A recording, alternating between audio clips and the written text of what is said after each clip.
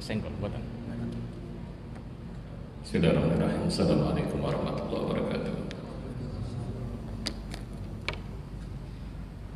Innal hamdalillah nahmaduhu wa nasta'inuhu wa nastaghfiruh wa na'udzu billahi min shururi anfusina wa sayyiati a'malina.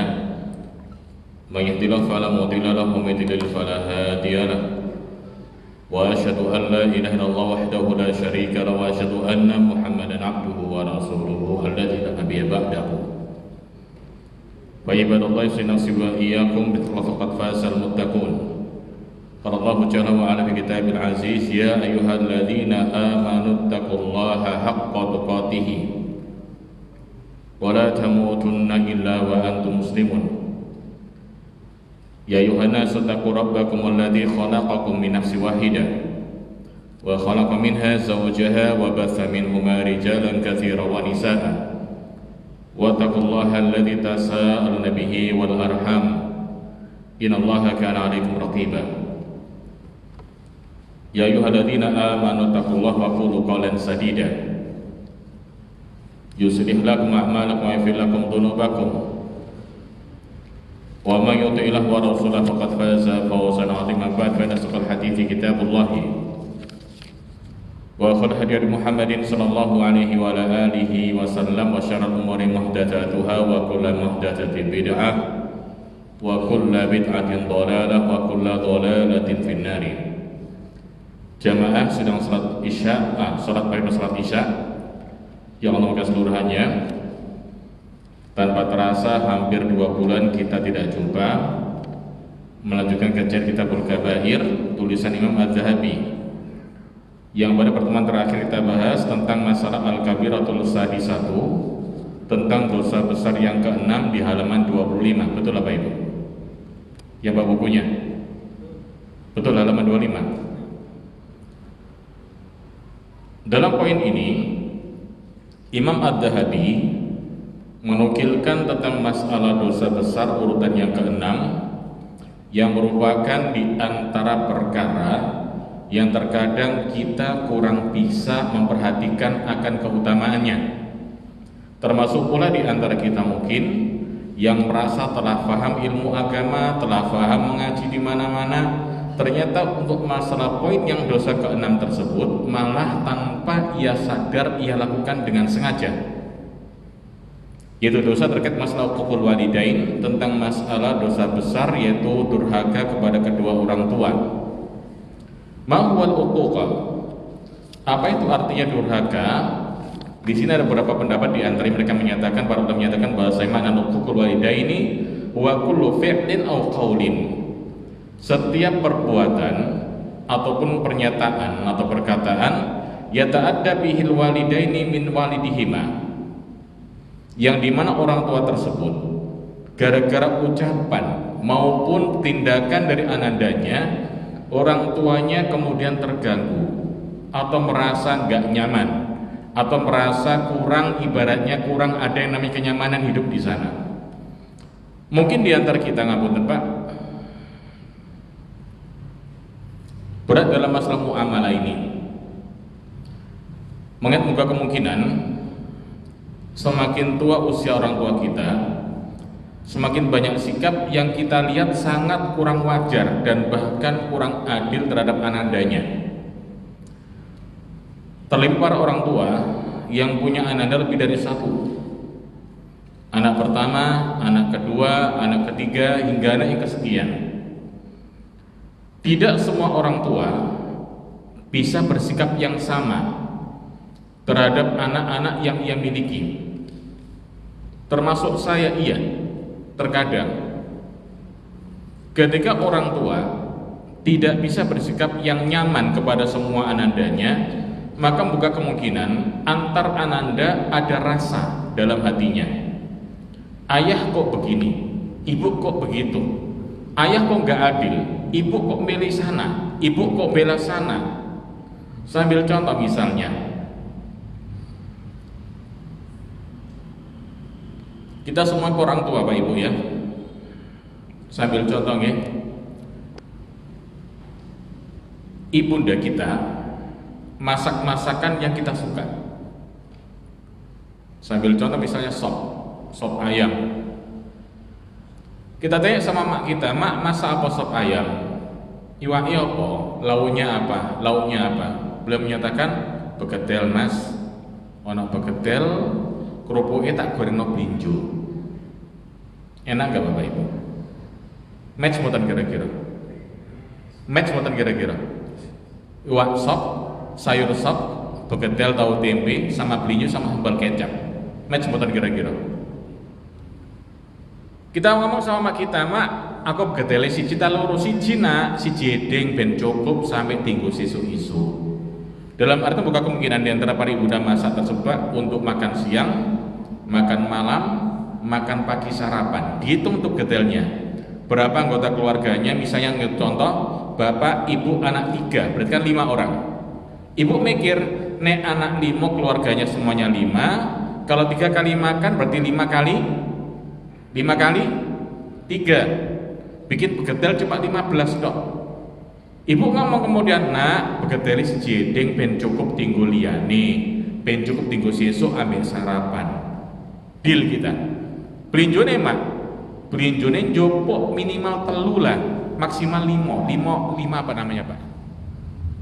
5 lembar, 5 biji. Lo mak cek akeh mak, wis ta ben cukup tinggu sarapan. Mak bilang gitu, kita makan, lauknya enak, kita makan dengan nyaman sampai ibu-ibu bahkan, walaupun cuma 1 begetel, 1 tahu 1 tempe, belinjo 5.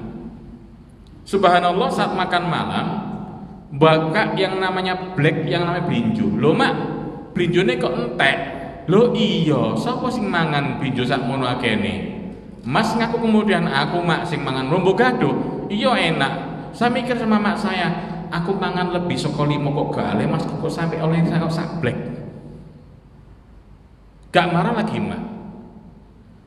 Dalam mindset kita adil gak kira-kira bapak ibu? Dalam mindset panjenengan, emak ini adil betul kira-kira? Bapak, emak ini adil gak kira-kira dalam mindset kita? Kita mau ngambil 5 itu lebih dari 5 belinjo, begetel lebih dari 1 gak boleh. Tapi emas bisa begetel 2 dengan gado 1, belinjonya sablek, entek digado bisa, gak marah bisa. Sama ngambil kok gak boleh lebih dari 5 mak, wis tole sakno masmu, jawabannya ngoten. Sebagai seorang adik rasanya bagaimana kira-kira bapak? Sebagai seorang adik rasanya gimana kira-kira? Ada rasa gak nyaman, sehingga mungkin di antara kita mengambil sikap hajron, semacam kata pak mencucui mak. Mak meneh. Kalimat ini, sentilan ini ada rasa gak enak dalam diri mak. Kok ono enak? Ini di antara perkataan atau di antara qaul atau bahkan mungkin ngapunten pak, kita mencuconi mak. Gak disopong, gak ditontok, dipanggil gak ngereken. Ini di antara fi'liyah, perbuatan serta ucapan-ucapan yang diantaranya menanamkan sifat atau sikap dalam diri orang tua kita kurang nyaman. Dan itulah pendapat yang menyatakan gambaran ukuk semacam itu gambarannya. Termasuk diantaranya fil hijron wa uluwis saut, atau mungkin yang ucapan mengangkat suara. Mak sesok, pak sesok ae. Ini ucapan-ucapan nyentak di antara ucapan ukuk, ucapan yang nggak pantas, yang tidak layak dilontar pada orang tua kita. Wa isyahuma wa nahwihima, termasuk ngapoten pak, isyanuhuma, yaitu mulai menantang atau ibaratnya mengingkari perintah orang tua. Contoh misal, Lutfi sini, ya bantu bapak lih dandani tempat sampah. Bapak menewai sinau ngongkon. Oh gak enak pak, sampai nunggu pak, mulai dia menantang. Ini pun sama di antara ucapan-ucapan yang mengganggu di antaranya perasaan orang tua kita. Dan inilah gambaran masalah ukuk tersebut. Termasuk di antaranya pula pak memuliakan wa ikauhuma wa tahzinuhuma, membuat orang tua kita menangis atau sedih. Ini pun di antaranya gambaran ukuk alal walidaini, gambaran tentang perbuatan durhaka pada orang tua. Sambil contoh, ini ngapunten, di antara saya panjenengan yang telah punya ananda atau mungkin saat ini kuliah yang butuh uang dan sebagainya, membuka kemungkinan di saat kita buka HP ada tawaran pinjaman. Pernah ngalami? Pernah dapat kira-kira WA semacam itu? Butuh uang sekian juta, gampang, serahkan ini dan itu, nanti langsung diproses, langsung masuk rekening. Pernah ngalami mboten? Pernah ngalami mboten? Teman saya Pak, hutang 1,5 bayarnya 15 juta. Jadinya sampai segitu jahatnya. Dan ancaman verbal kah, tulisan kah, hingga yang namanya debt collector kah, datang ke rumah kemudian. Hingga kemudian orang tuanya tertekan, membuat orang tuanya sedih. Ini tanpa terasa anak yang membuat orang tua sedih gara-gara tingkahnya. Sing utang sapa tadi? Sing utang bapak ta anak tadi? Sing utang bapak ta anak tadi? Anak sing utang. Gara-gara anak utang nagih ke rumah orang tuanya, ngasih ancaman verbal, yang sedih siapa kira-kira? Yang ketakutan siapa? Orang tua. Tapi terkadang di antara orang tua kita terkadang membela di hadapan anak-anak yang lain. Dan inilah di antaranya poin yang Imam Adz-Dzahabi tekankan agar kita memahami tentang sifat dan karakter orang tua kita. Dan tolong mengapunten Pak, terkait tentang masalah hak-hak keduniaan yang bisa jadi orang tua kita mungkin tidak layak atau tidak adil pada diri kita kesemuanya. Tolong ikhlaskan. Ikhlaskan. Sambil contohnya.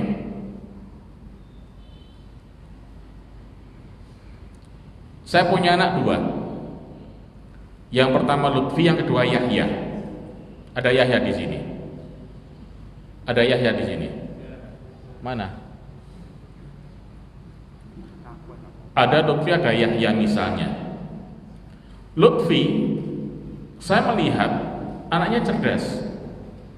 Kuliah di kampus utama di Bandung sana, teknologi, masyhur kampusnya.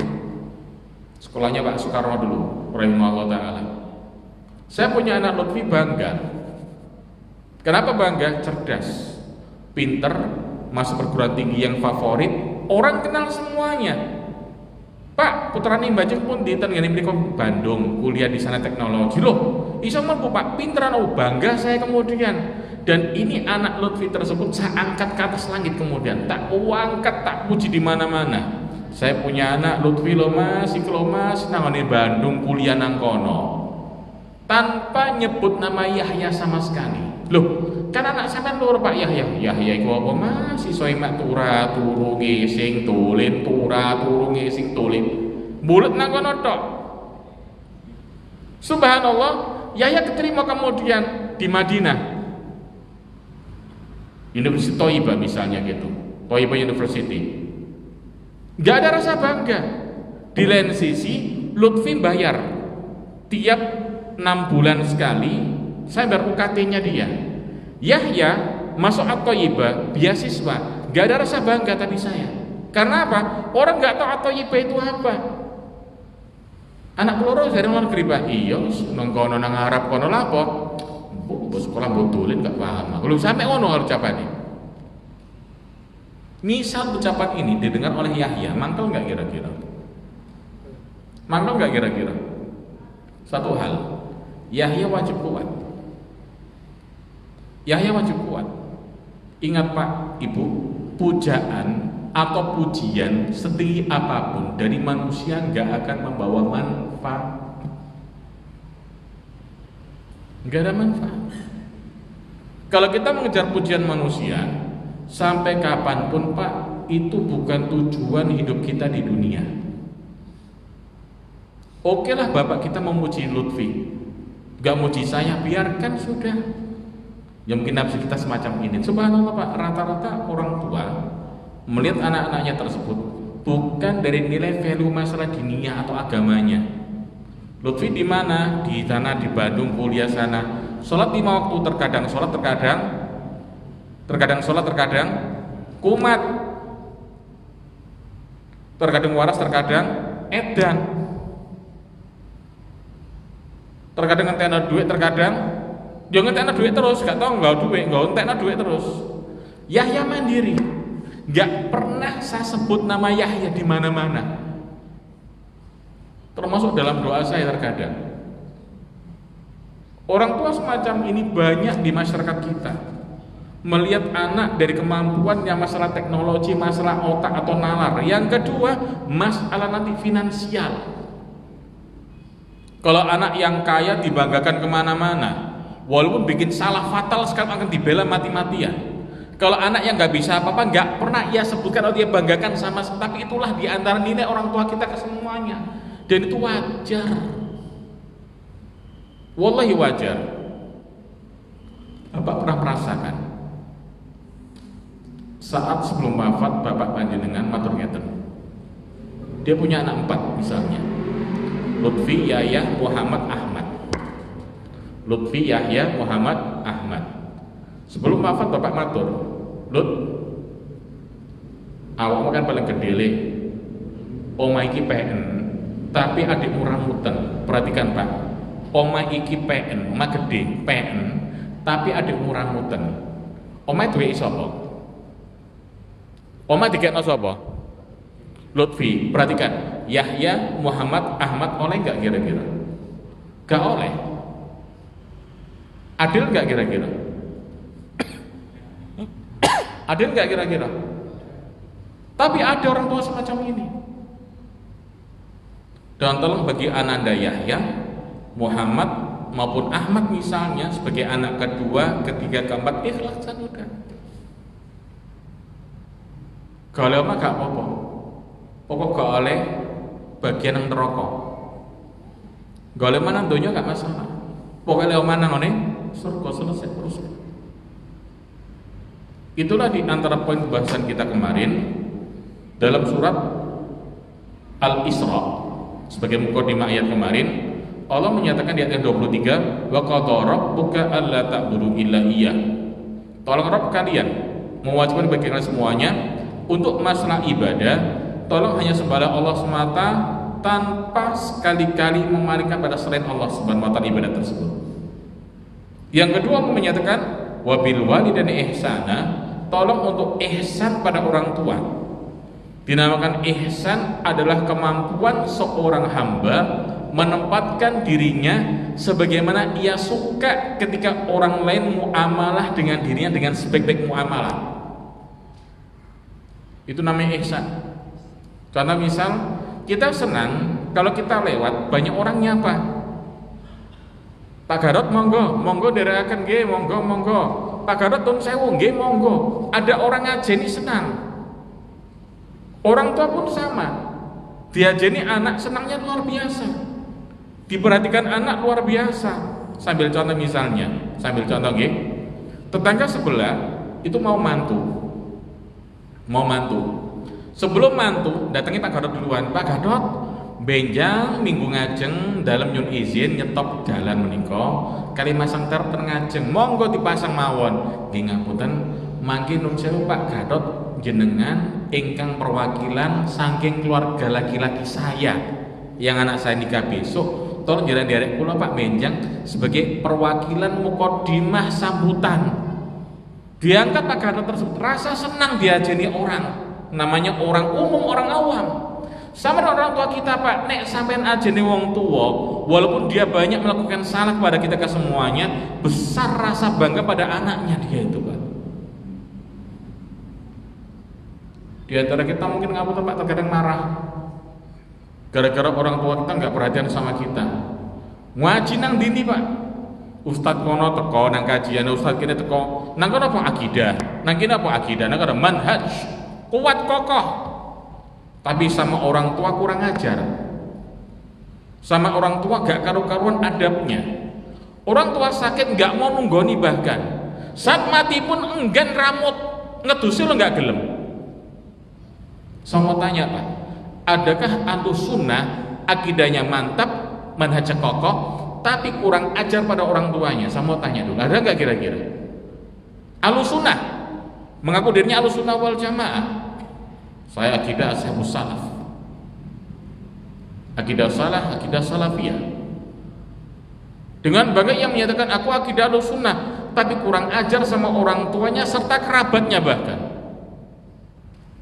Bapak Ibu memuliakan, Allah menyatakan ketika misalnya di antara kita mendapati orang tua yablughuna indakal kibar, mencapai usia rentanya indaka, Allah menyatakan di sisi kalian. Allah gunakan kalimat dzarful makan, indak, di sisi kalian.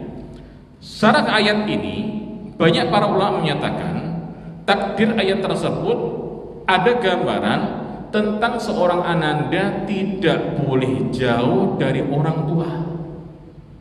Dinamakan di sisi orang tua, baik itu secara psikologis kah maupun secara tempat kah, fisik kah. Loh Pak, mos aku sama bapak ibu bojoku Pak, ya gak iso Pak. Oke lah, pisah rumah gak ada masalah, cuma gak ado-ado. Kalau kita Tegal Mulyorjo sini Pak, gak jauh-jauh, paling gak Mulyosari, paling gak Kertajaya, Gubeng Kertajaya, Karangmenjangan, masih dekat antar kota Surabaya. Tapi nek sampean omae nanti Pak jolala apa nang bojoku nang kono, soalnya mungkin nanti nang Bandung, terus bapakmu nang Surabaya.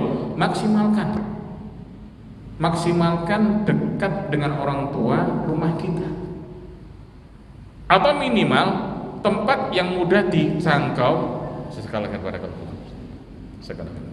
atau tempat yang mudah dijangkau dengan transportasi cepat. Misal contoh, saya punya rumah di Jakarta. Oke, nggak ada masalah. Saat orang tua butuh, langsung saya pesan tiket untuk pesawat, bisa langsung Surabaya, direct, langsung, nggak ada masalah. Termasuk kita pasang orang-orang, kita gaji orang-orang yang siap mengawasi orang tua kita. Dan Allah menyatakan ahaduhuma aw kilahuma, baik salah satu ataupun dua-duanya. Allah berpesan di masa usia tua tersebut terkadang orang tua kita ganyangnya luar biasa.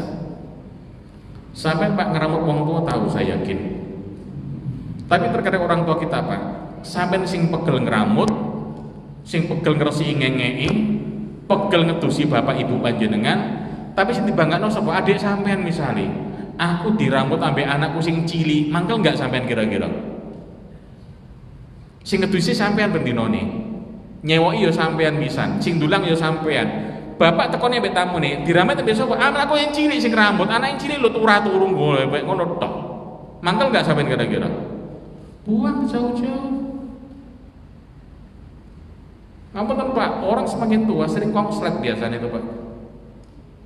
Itu hal yang wajar. Termasuk orang tua saya dulu rahimahumullah taala. Terkadang konslet kalau ngomong, ya itulah di antara agar ananda mengalah. Termasuk saat merawat, jadi sekali ada kalimat kalimat satu hal. Seorang anak sampai kapanpun tidak akan pernah bisa memiliki sense rasa merawat orang tua sama kayak orang tua merawat kita waktu kecil. Bayangkan Pak, jangan punya anak bayi dulu itu, ngengek tengah malam, sampai ngomel nggak kira-kira? Saya ambil contoh, orang Surabaya itu kan punya kalimat mutiara, betul Pak? Ada kata mutiara orang Surabaya itu, C, barene ko, belakang itu k, C, anak ngising C misalnya gitu, masuk ngono ya? Yora lah, delok anak ngising seneng dia. Dia umur belum 1 tahun kah, 2 tahun kah, atau bawah 5 tahun kah? Saya punya anak sekarang sudah mahasiswa, ngengek jam 2 disawat aku Pak, botol disawat, glodak, Abi, aku mau ngengek, antarkan aku. Ya apa menit terusan diterno otomatis. Itu anak kita dulu. Dan gak mungkin orang tua ngomong, oh kok niku jaran, gak mungkin. Tapi bandingkan Pak, sop orang tua dalam pengawasan kita, dalam perawatan kita. Ketika kita menjumpai orang tua tersebut buang air pada jam 2 malam, saat kita tidak tidur sama pasangan kita, muncul rasa kemudian, sampai kapan sih mak kok gini sih? Sampai kapan sih bapak? Kapan sih mati nih? Ada enggak ngomong gini kira-kira? Muncul semacam itu. Masa menyatakan di sini Pak, ngapunten, tidak akan pernah sama sense rasa para orang tua ketika mereka merawat kita saat kecil, dengan sense seorang anak merawat orang tuanya ketika masa usia renta, gak akan pernah selama-lamanya. Apalagi dengan kalimat ini Allah menyatakan wala tanharhuma, apalagi menghadik mereka ke semuanya, mengkasari mereka ucapan kasar. Wa qul lahuma qaulan karima, ucapkan kalimat yang lemah lembut, yang mulia untuk mereka ke semuanya. Ayat setelahnya menyatakan waqfid lahum janahadul minar rahmah, lebarkan sayap kalian, peluk mereka berbentuk kasih sayang. Seekor burung Pak melebarkan sayapnya, tujuannya apa sih? Selain itu terbang, melindungi keluarganya. Dalam ayat ini Allah menetapkan untuk para ananda, bukan semakin orang tua, semakin orang tua kita semakin sepuh, semakin ganyang orang tuanya. Utang tekno barangi wong tua. Ada orang tua Pak, hartanya habis gara-gara anak ada. Sampai wis duwe anak, wis perawan ambek Joko, jek ganggu wong tuane ada pula. Ngenteni donya wong tua ada tanpa malu lagi, bangga lagi terkadang. Allah berpesan, orang tua tersebut semakin sepuh, rangkul mereka, lindungi mereka dari semua gangguan yang ada. Bentuk kasih yang kalian wa qurabirhamhuma kamar benesaghira. Tetap katakan dalam satu kalimat ini, ya Rabb ampuni kami dan ampuni mereka pula sebagai mereka dulu Pak. Allah menggambarkan kamar bayani saghira, kayak mereka dulu ya Rabb mengasihi aku, merawat saya saat kecil. Di ayat yang kedua, Ponders mengulang lagi di ayat yang berikutnya, di ayat yang di surat Al-Ankabut ayat yang ke-8 Allah menyatakan wasainal insana biwalidayhi husna. Allah menyatakan kami wasiatkan untuk manusia kesemuanya. Berarti Allah menyatakan wasainal insan, kami wasiatkan seluruh manusia. Ayat ini berlaku umum, baik orang non muslimkah atau orang muslimkah. Perhatikan Pak, perlakuan seorang ananda yang Allah gariskan untuk mereka berjalan di atas muka bumi untuk hidupnya tersebut. Selama orang tua masih hidup, Allah tetapkan sebuah kewajiban untuk berbuat baik kepada orang tua. Tapi kebalikannya, kita banyak temukan tentang orang-orang non-muslim, baik orang-orang Eropa kah, orang-orang Chinese kah, Tionghoa kan dan sebagainya, itu rata-rata di saat usia senjanya orang tua tersebut dititipkan mana kira-kira? Dititipkan mana kira-kira orang tua tersebut itu? Panti jompo, bayar suster, tinggal mulu mau nanti sing nunggu di pembantu nih. Tapi dalam ayat ini Allah perlakukan untuk semua manusia agar mereka kepada orang tua tetap berbuat baik kepada mereka semuanya. Sama seperti hadis yang pertama, dalam satu hadis Nabi Sallallahu Alaihi Wasallam dalam Sahih Muslim ini, kalau Nabi Sallallahu Alaihi Wasallam, Allah nabikum bikabar kabair, maukah di antara kalian aku kasih kabar gembira tentang diantaranya kabar tersebut tentang masalah dosa besar yang paling besar. Fadzakara minha uququl walidain. Di antara kalimat beliau tersebut beliau sebut beberapa macam dosa, di antaranya tentang masalah uququl walidain. Termasuk satu poin penting Pak yang kita cipta bersama. Imam Al-Bukhari membawakan satu bab dalam kitab sahih beliau, uququl walidain minal kabair. Beliau menyatakan bahasanya durhaka pada orang tua minal kabair, di antara dosa besar, bukan dosa kecil, dosa besar. Hadis yang kedua dari beliau menukilkan di sini,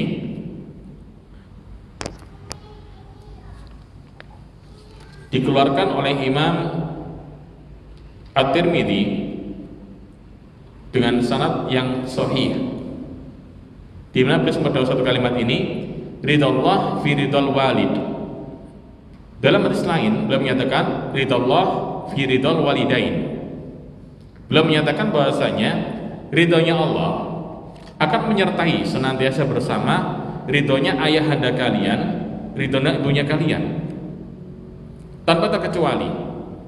Bukan artinya ayah yang paling utama, ibu paling utama. Dalam hadis ini Rasul menyatakan ridhol walid, yaitu ridhonya orang tua kalian, termasuk itu di dalamnya adalah bapak dan ibunda kalian. Karena hadis ini menyatakan bahwasanya fi ridhol walidaini, ridho Allah menyertai ridhonya dua orang tua kalian. Wa sakhtallah, dan murkanya Allah Subhanahu wa taala bi sakhtil walidaini. Murkanya Allah pun sama, menyertai murkanya orang tua kalian. Perhatikan Pak, murka orang tua, ridho orang tua adalah perkara-perkara yang Allah ridho dan murka di sana. Terkadang di antara kita, Pak, ngapunten, punya orang tua, ridhonya gara-gara apa? Masalah dunya.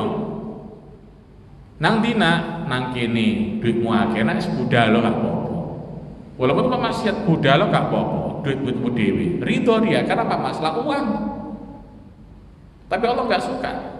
Sama kebalikannya, misalnya, terkadang orang tua kita melihat seorang ananda semakin dekat dengan agama, semakin gak suka orang tuanya. Melihat anandanya mulai sholat jamaah di masjid. Lah posisi sholat masjid terus leh, nang omah boleh, nang omah lo yo enak sholatnya adem wae kan. Ono AC nang kamarmu. Gak, Pak, nang masjid ae lho, diomongi bapak malah nglawan sih kok niku. Aku harus nang masjid. Ini di antara gambaran ridhonya Allah menyertai ridho orang tua. Dalam artian apa? Selama Allah ridho dan orang terridho, maka itulah ridho yang Allah tetapkan. Kebalikannya pula, misalnya orang tua murka gara-gara kita nggak menuruti perintah orang tua untuk sholat di rumah, maka ini mengantarkan murka Allah Subhanahu wa taala.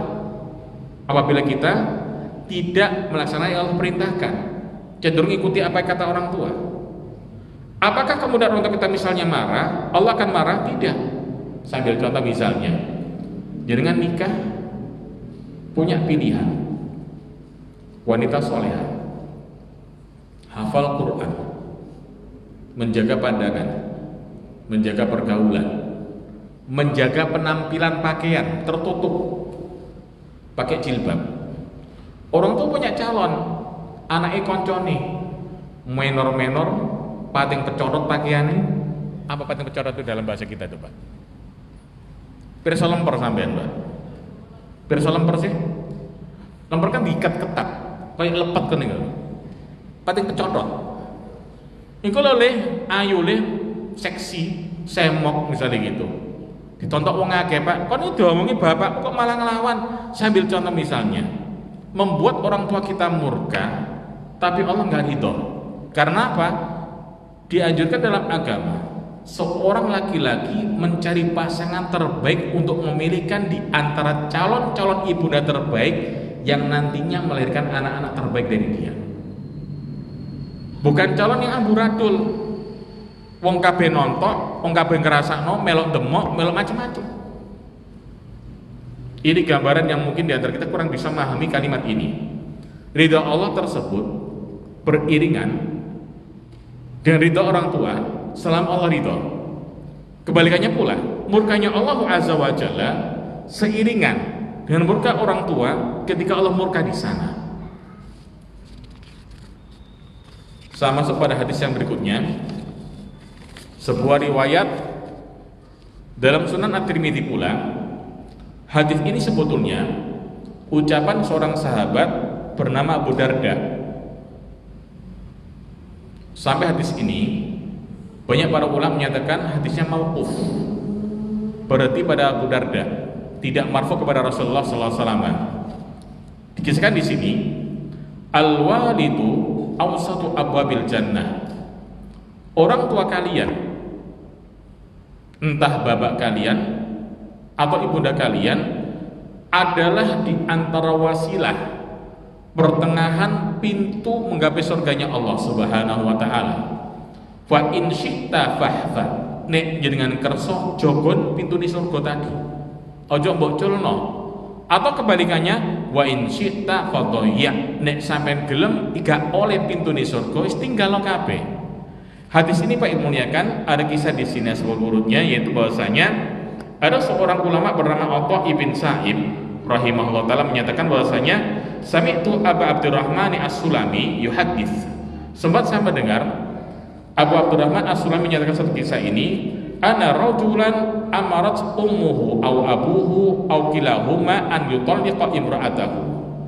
Ia mendengar bahwa seorang laki-laki yang emaknya memerintahkan dirinya atau ayahandanya perintahkan dirinya pula, atau dua-duanya perintahkan dirinya pula, an yutallika imra'atahu, untuk menceraikan pasangannya. Perhatikan Pak, dalam hadis ini dari seorang ulama tabi'in yang menceritakan bahwasanya ada kisah seorang laki-laki diperintahkan sama orang tuanya, entah maknya atau bapaknya atau dua-duanya untuk mencarikan istrinya tersebut. Faja'ala alaihi ma'atan muharrar, dikasih yang 100 yang namanya pembebasan budak hadiahnya, dikasih 100 budak.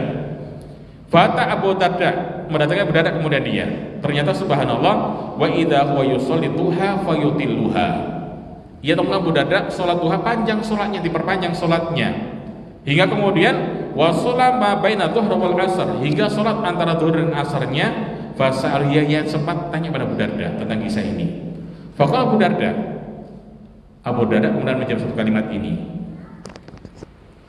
Wa idza huwa dia menyatakan aufi nadrak, mas tunaikan nadarmu. Nek bapakmu jaluk sampean cerai bojomu pekaten.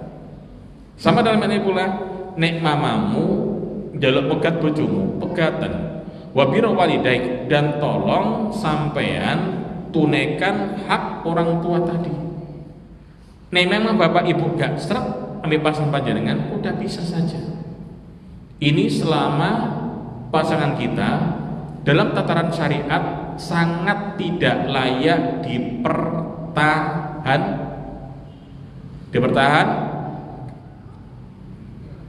Terkadang ngapunten, ketidakcocokan orang tua bukan masalah syariat, tapi masalah ujung-ujungnya masalah pertemanan.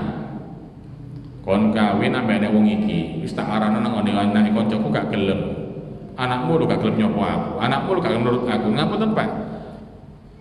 Terkadang orang tua kurang bijak memposisikan mantunya. Sambil contoh nggih. Ada orang tua punya menantu menjaga yang namanya hijab. Tidak membuka wajah kecuali untuk orang-orang yang halal buka wajah di sana. Saya lagi, Pak. Tidak buka hijabnya, wajahnya dia, kecuali di hadapan orang-orang yang halal untuk buka nikahnya dia. Orang tua nggak terima terkadang kita. Lah, posisi bojo berkutan terus iku. Wong ono dulur kabeh ngumpul lho. Ono IP-mu yang ngumpul lho. Atas iku lho dulurmu. Kan yang mau dulurmu kan bapak kita. Dengan taraf agama yang mungkin seperti itu agamanya. Kita merasa pintar menyatakan, Pak, saya ngerti agama kakean. Apa tuh Pak? Kakean. Muncul kalimat kasar kemudian. Bapak awam, ibu awam. Hingga muncul gak suka kepada kita selaku anandanya, termasuk istri kita kemudian. Hingga nuntut cerai. Cerai kan udah bojomu, pegatan bojomu, kawin ambil anak koncoku udah. Untuk hadis ini beda kasus dengan yang pertama tadi. Dalam kalimat ini Abu Darda menyatakan aufi nadrak, tolong tunaikan nadarmu mas, wa birrul walidaik, tolong tunaikan bir kepada orang tua, menceraikan istrimu. Ini sami itu Rasulullah sallallahu alaihi wasallam, karena saya mendengar Nabi Daud ucapan ini. Nabi Daud ucapan ini, al-walidu awsata abwabil jannah. Orang tua kalian di antara penjaga pintu surga kalian. Nek sampean gelem nyekel, cekelan. Nek gak gelem telen. Ini gambar kita bersama tentang masalah muamalah orang tua. Tolong hati-hati. Lihat keadaan orang tua kita dan tolong. Kalau udah pegang agama Islam yang kita yakini, istiqomahkan, tapi tetap dengan bahasa terbaik pada kedua orang tua kita. Misalnya ada sesuatu yang berbeda. Adzan dulu? Belum tet ya? Udah tet belum? Yakin betul? Silakan adzan dulu.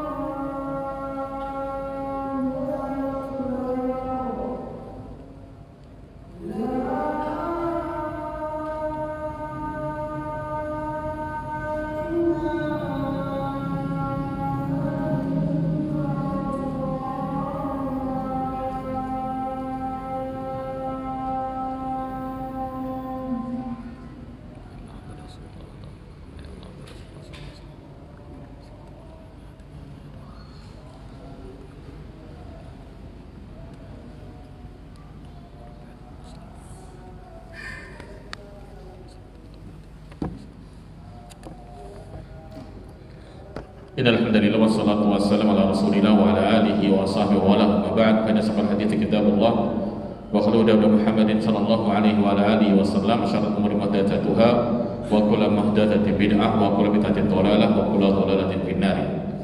Soalnya sebentar terkait hadis yang pertama tadi terkait masalah perintah tolak dari kedua orang tuanya. Abu Darda menyatakan afin nadrak wa bir walidaik, tunaikan nadarmu, ikuti perintah orang tuamu. Ada kata penjelasan di sini, wa inna ma huwa talaquhu iyyaha fi mawdi'il ladzi abaha Allahu talaqu fi. Kaitan hadis tersebut atau hadis tersebut, selama tolak tersebut memang Allah benarkan dan Allah perintahkan. Contoh misalnya Pak, kita punya pasangan waliyadzubillah gak pernah nolak tangan nyekel. Paham macam ini Pak? La tamna yadul lamis. Ada kisah dalam surat An-Nisa tentang kisah seorang wanita tidak pernah menolak tangan laki yang megang. Ada nggak istri semacam ini kira-kira Pak? Dicekel koncone gelem, dikonceng koncone gelem, dikoncone gelem. Ada nggak istri semacam ini kira-kira? Ada nggak wanita semacam ini kira-kira? Pasangan orang-orang yang cekel sopai gelem, pelukan, ciuman, biar artis banyak. Itu ibarat seorang wanita nggak pernah nolak sentuhan laki-laki lain. Maka dalam kaidah semacam itu, orang tua minta anandanya menceraikan pantas. Bojomu cerai apa le apa? Digonceng wong terus lele. Budal kerja digonceng koncone. Mulai kerja gonceng sampai bengi-bengi lho le, metu pun rapat gonceng-gonceng sampai dalu jam 1:30 bengi lah, kok jam 1:30 rapat kira-kira. Bojone napa to Pak? Wedok sing gonceng lanang bisa. Maka orang tua punya hak untuk memerintahkan anandanya ceraikan. Tapi selama kaitan masalah selain masalah keduniaan, maka tidak diajarkan untuk mengikuti apa yang orang tua perintahkan. Saya masuk di hadis yang berikutnya. Dari Rasulullah sallallahu alaihi wasallam, qal, beliau menyatakan kalimat ini, hadisnya dhaif, cuma maknanya sahih. Qal, al-jannatu tahta aqdamil ummahat. Surga ini di bawah telapak kaki atau di bawah kakinya para emak-emak kita kesemuanya. Syekh Al-Albani menjelaskan bahwasanya lakinna ma'nahu sahih. Hadis ini maknanya sahih. Fi hadisin akhar, dalam hadis yang lain beliau menyatakan sallallahu alaihi wasallam, lilladzina ja'ahu yasta'dinuhu fil ghasbi ma'ahu walahu Sempat ada kisah seorang laki-laki yang rawuh kepada Rasulullah sallallahu alaihi wasallam, rawuh kepada beliau minta izin ikut perang, walahu dan dia punya seorang ibunda. Rasul menyatakan ilzamha, tolong mas, kalau masih punya ibu tetap jenengan tunggoni ibu sampean, ojo melok jihad, apalagi sampean anak tunggal. Fa innal jannata tahta rijlaiha. Beliau menyatakan surga mas di bawah kakinya ibu sampean, atau inda rijlaiha, di bawah kaki ibu sampean. Ini makna hadis yang sahih dari Rasulullah SAW menyatakan bahasanya inilah gambaran tentang keutamaan yang dimiliki oleh ibunda kita. Sejelek apapun sifat ibunda kita, sekurang apapun masalah psikologis ibunda kita, tetap ibunda kita punya jasa besar mengeluarkan kita dari yang sebelumnya nggak ada menjadi ada. Seperti kita di sini Pak, sekian bulan yang lalu, satu sahabat kami itu pernah cerita di Saudi sana, seringkali dia bawa ibundanya diikat, tadi pun dia dicancang, dia ngembalikan ontanya, orang di keturunan Yaman, di Makkah Mukarramah sana. Sambil ngomongin unta, ibu ini nyawati anaknya. Orang melihat iki anak wong tuwek gendeng, guyang-guyu, nyawati wong iki terus. Tanya kemudian, sama gendeng iki, dia itu ibu saya. Lah kok di sana saya menengahi loh mas, timbangan ibuku nyawat wong liya, ben nyawat aku wae. Ibu nyawat aku lho guyang-guyu, tonton tak seneng nyawat aku. Ini gambaran tentang sifat seorang ananda demi menyenangkan ibundanya mungkin agak kurang salah nalar atau akalnya. Tapi karena sayangnya pada ibundanya, melindungi ibunda dari ucapan omongan yang gak ada orang lain, kayak kena lempar, mending dia dilempar sama ibunya daripada orang dilempar sama ibundanya dia. Ini gambaran bahasanya sekurang apapun orang tua kita, tetap itu ibunda kita. Sekurang apapun ayah kita, itu tetap bapak kita. Ada pertanyaan? Sebelum sama soal hadis yang kesekian, yang berikutnya. Ada pertanyaan? Silakan apa?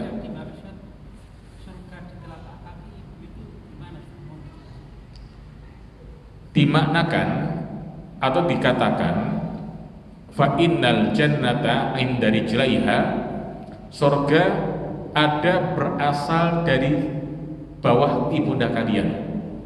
Maknanya adalah ketika seorang ananda menempatkan dirinya, merendahkan diri kepada ibundanya sebagai perilaku dia, menghormati ibunda dia sebagai bentuk birnya kepada orang tuanya, itulah inti makna hadis tersebut. Bukan artinya nyembah sekali ibu boten. Seorang anak tunduk pada ibunda, apa yang ibunda inginkan, selama tidak melanggar syariat Allah Subhanahu wa taala, walaupun masalah dunia misalnya. Ngapain tempat? Nanti akan kita temukan tentang kisah di hadis yang berikutnya pas ini, tentang kisah seorang laki-laki yang yasta'dinuhu fil jihad ma'hu. Semua minta izin pada Nabi untuk jihad bersama Rasulullah SAW. Beliau menyatakan kemudian, ahayun walidak, apakah ibumu, bapakmu masih hidup? Beliau menyatakan, na'am. Dia menyatakan, fafihima fajahid, lah itulah kata beliau SAW kepada dua orang tua jihadlah di sana. Dalam artian apa? Kita hidup sama orang tua kita, jihadnya kita luar biasa.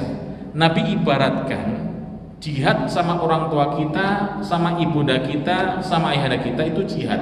Jihad masalah waktu.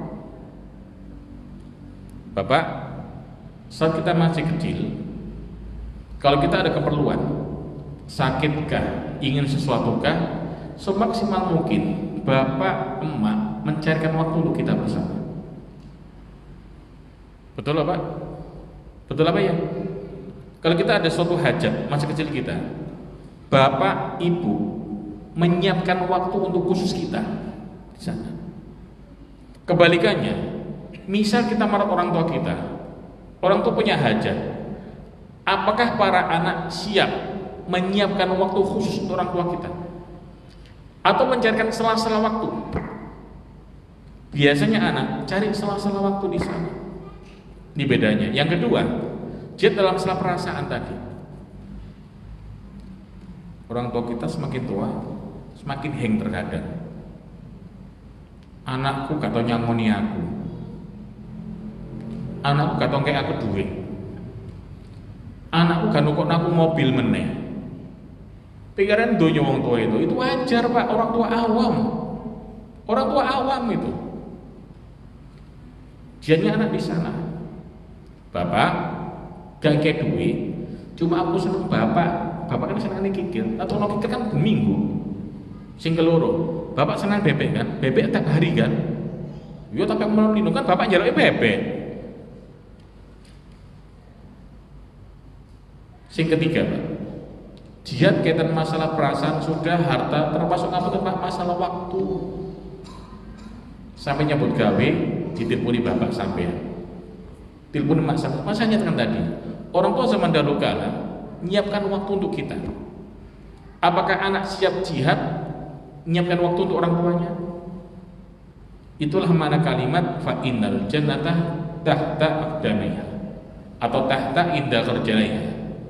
Surga antara kaki bunda kita di atas, di bawah kaki bunda kita.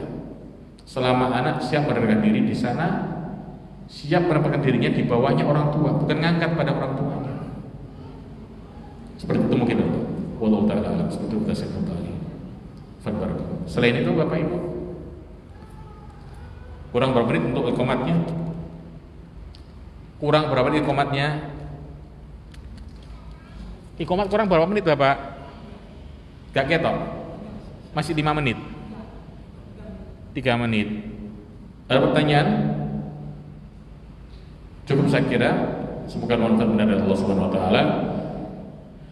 Khilaf mohon dimaafkan. Aku qouli hadza subhanaka wa bihamdika asyhadu an la ilaha illa anta astaghfiruka wa atubu ilaik. Assalamualaikum warahmatullahi wabarakatuh.